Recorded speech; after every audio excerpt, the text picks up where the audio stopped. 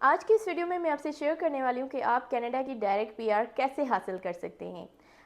Canada में land होते ही आपको पीआर मिल जाएगी। ये न्यूज़ बहुत दिनों से बहुत ज़्यादा सर्कुलेट हो रही है क्योंकि मार्क मिलर ने, जो कि कनाडा के इमिग्रेशन मिनिस्टर हैं, उन्होंने 3 जून 2024 को एक नया प्रोग्राम इंट्रोड्यूस किया है जिसके अंदर जो है ना, आप डायरेक्ट पीआर हासिल कर सकते हैं कनाडा में लैंड होते ही इस प्रोग्राम के थ्रू। तो अगर आप में से किसी को भी नहीं पता तो मैं बता देती हूँ कि ये एक पायलट प्रोग्राम है जो पहले ऑलरेडी था, लेकिन जून में वो एक्सपायर होने वाला था, तो इसको अब इन्होंने एक्सटेंड कर दिया है कुछ चेंजेस के साथ। जो कि मेन चेंज है ना, वो यही है कि अब आप इसमें डायरेक्ट पीआर हासिल कर सकते हैं। जैसे ही आप कनाडा में लैंड होंगे इस प्रोग्राम के थ्रू आपको पीआर मिल जाएगी। तो कौन कौन एलिजिबल है इस प्रोग्राम के लिए, क्या इसकी रिक्वायरमेंट्स है, बहुत बेसिक सी रिक्वायरमेंट्स है। फर्दर इन डिटेल मैं आपको वीडियो में बताती हूँ आगे, लेकिन बहुत बेसिक सी रिक्वायरमेंट से, बहुत आसान रिक्वायरमेंट से कोई भी इसको फॉलोअप कर सकता है। बहुत ज़्यादा पढ़ा लिखा होना आपके लिए इस प्रोग्राम के लिए ज़रूरी नहीं है। तो वीडियो को एंड तक ज़रूर देखिएगा और वीडियो को स्टार्ट करते हैं। लेकिन उससे पहले अगर वीडियो अच्छी लगे तो लाइक एंड शेयर कर दीजिएगा। अगर आप इससे कोई भी नया है मेरे चैनल पे तो please subscribe my channel and hit the bell icon for more videos and more updates. तो चलिए इस वीडियो को स्टार्ट करते हैं बिना टाइम वेस्ट किए। Let's start the video. अस्सलाम वालेकुम एवरीवन, आई होप कि आप सब बिल्कुल ठीक होंगे। अल्हम्दुलिल्लाह मैं भी यहाँ पे बिल्कुल ठीक हूँ। तो वीडियो को स्टार्ट करते हैं। इंट्रोडक्शन आपने देख लिया होगा। तो यहाँ पे मैं आपको बताऊँ कि कनाडा के जितने भी प्रोग्राम्स हैं ना, एक्सप्रेस एंट्री के अलावा, क्योंकि एक्सप्रेस एंट्री एक ऐसा प्रोग्राम है जिसमें आपको डायरेक्ट पीआर मिलती है, और इसके अलावा जितने भी प्रोग्राम्स हैं, चाहे आप वर्क परमिट पे आ जाएँ, चाहे आप स्टडी वीज़ा या एज ए स्टूडेंट आ जाएँ, तो यहाँ पर सबसे पहले आकर आपको उन प्रोग्राम्स में जो है ना, जॉब ढूंढनी पड़ती है या जॉब करनी पड़ती है, या फिर आपको अपनी पढ़ाई करनी होती है। उसके बाद, इन सब चीज़ों के बाद ही आपका पीआर प्रोसेस स्टार्ट होता है। लेकिन अब एक्सप्रेस एंट्री के अलावा भी किसी प्रोग्राम के थ्रू आपको पीआर मिल सकती है। ये एक हैरान कुन बात है और अजीब भी बड़ा लग रहा है सुन के कि अब एक्सप्रेस एंट्री के अलावा भी कोई ऐसा प्रोग्राम है जिसमें आप पीआर हासिल कर सकते हैं, वो भी डायरेक्ट पीआर। तो इस प्रोग्राम के थ्रू जो भी लैंड करेगा उसको कनाडा पीआर दे देगा, यानी कि लैंड होते ही आपको डायरेक्ट पीआर मिल जाएगी अगर आप इस प्रोग्राम के थ्रू आते हैं। तो ये जो प्रोग्राम है ना, ये जून में अनाउंस किया गया है और इसका जो सोर्स है ना, वो canada.c है। ये वेबसाइट है कनाडा की। इसमें आप जाके, ऑफिशियल वेबसाइट है, इसमें जाकर आप देख सकते हैं, लिंक मेंशन होते हैं, या वहाँ पर आप वहाँ पे जाके चेक भी कर सकते हैं। और जो मार्क मिलर हैं, जो कि कनाडा के इमिग्रेशन मिनिस्टर हैं, उन्होंने इस प्रोग्राम को इंट्रोड्यूस किया है। ये प्रोग्राम जो है ना, केयर गिवर्स के हवाले से है, जो कि पहले भी कनाडा में ये प्रोग्राम चल रहा था, और अब जो इसको है ना, इन्होंने एक्सटेंड कर दिया। जैसे कि मैंने बताया कि जून में एक्सपायर हो रहा था, तो इसको एक्सटेंड करके थोड़ी सी मॉडिफिकेशंस के साथ इसको री अनाउंस किया गया। 2019 को केयर गिवर्स का जो प्रोग्राम है वो अनाउंस किया गया था, और एज ऑफ अप्रैल 2024 तक तकरीबन 5,700 लोग ऑलरेडी पीआर हासिल कर चुके हैं इस प्रोग्राम के थ्रू।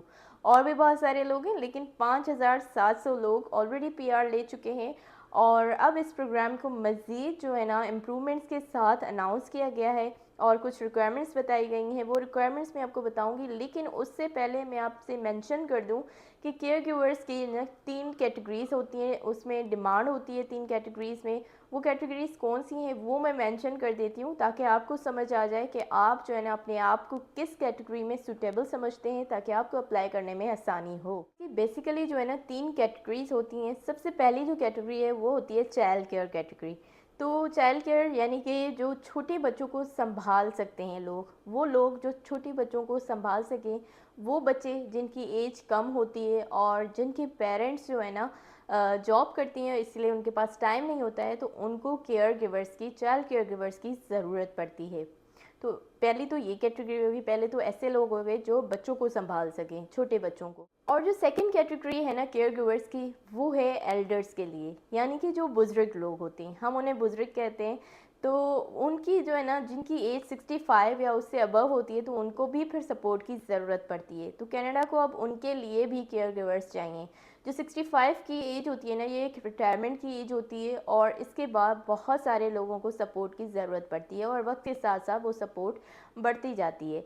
तो कनाडा की जो पॉपुलेशन है ना, ज़्यादातर वो एजिंग पॉपुलेशन है, यानी कि कनाडा में ज़्यादातर बुज़ुर्ग लोग रहते हैं। तो उसके लिए कनाडा को उनके लिए लोग चाहिए जो उनको सपोर्ट प्रोवाइड कर सकें, क्योंकि लाजमी सी बात है, जब कोई 65 साल से ऊपर तक किसी की एज है तो उनको सपोर्ट चाहिए होगी।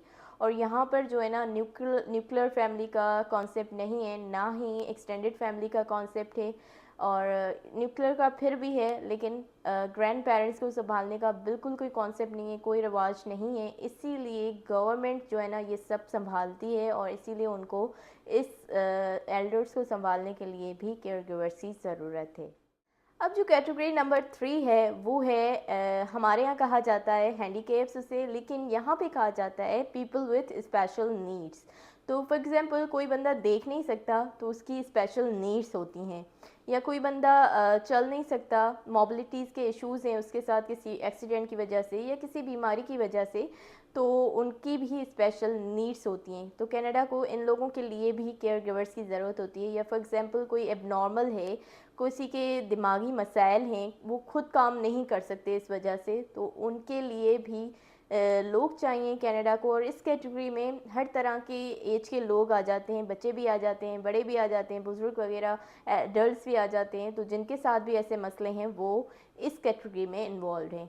तो ये 3 वो कैटेगरीज़ हैं जो मैंने आपसे शेयर की हैं। एक तो वो जो बच्चों के लिए केयर गिवर्स की ज़रूरत होती है, सेकंड वो जो बुज़ुर्ग लोग होते हैं उनको संभालने के लिए, और थर्ड वो जिनके साथ कोई मसले मसाइल ऐसे होते हैं जिनको स्पेशल पीपल कहा जाता है, स्पेशल नीड्स होती हैं उनकी, वो लोग जिनकी स्पेशल नीड्स होती हैं। तो ये 3 कैटेगरीज़ हैं, तो अब आप देख लीजिएगा आप किस कैटेगरी के लिए सूटेबल।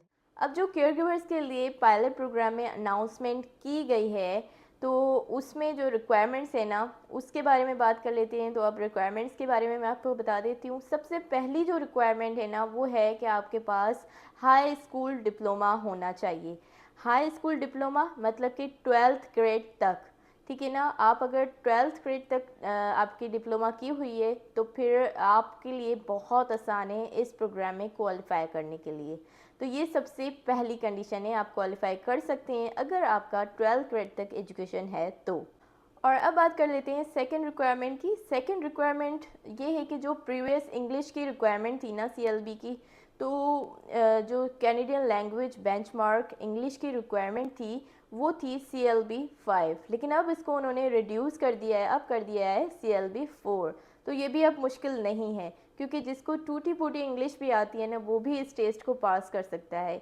और मैंने तो ये भी देखा है कि जो 10th ग्रेड के लोग हैं जिन्होंने बामुश्किल मैट्रिक किया होता है वो भी इस टेस्ट को बआसानी पास कर देते हैं, और उनका भी जो रिज़ल्ट आता है ना CLB 4 या CLB 5 के दरमियान आता है। तो इसका मतलब ये हुआ कि CLB 4 को भी मीट करना मुश्किल नहीं है, फिर चाहे वो इंग्लिश में हो या फिर फ्रेंच में हो, आपको CLB 4 ही चाहिए।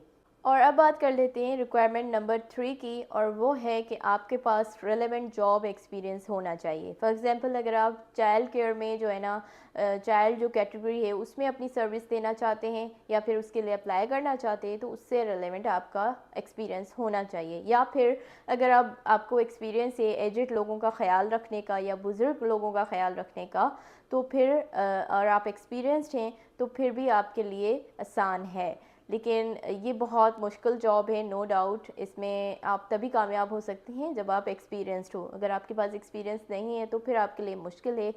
स्पेशली प्रोफेशनल्स जो लोग होते हैं ना इस फील्ड में, उनके लिए तो बहुत अच्छी ऑफ़र है ये। तो ये थी वो थर्ड कैटेगरी जो थर्ड रिक्वायरमेंट है वो। अब आ जाते हैं फोर्थ रिक्वायरमेंट की तरफ, और वो है कि आपके पास जो है ना वैलिड जॉब ऑफ़र होना चाहिए। ये 4 चीज़ें अगर आपके पास मौजूद है ना तो फिर आप कंसिडर कर लिए जाते हैं। तो अगर आप कंसिडर कर लिए जाते हैं ना इस प्रोग्राम के लिए, आपका केस अप्रूव हो जाता है, तो यहाँ पर लैंड होते ही यानी कि कनाडा में लैंड होते ही आपको परमानेंट रेजिडेंसी यानी कि PR मिल जाएगी। तो आने वाले दिनों में और भी इसकी डिटेल्स आएंगी, अनाउंसमेंट्स होंगी, वो भी मैं आपसे शेयर करूंगी, आपको अपडेट करती रहूंगी फर्दर डिटेल्स के लिए। तो ये थी आज की जो है ना वीडियो डायरेक्ट PR की डिटेल्स। अगर आपको वीडियो अच्छी लगी हो तो वीडियो को लाइक कर दीजिएगा और शेयर कर दीजिएगा अपनी फैमिली और फ्रेंड्स में। और अगर आप इससे कोई भी नया मेरे चैनल में तो please subscribe my channel and hit the bell icon for more videos and more updates. इसके साथ मुझे दीजिएगा इजाज़त, अपना बहुत ख्याल रखिएगा। अल्लाह हाफिज़।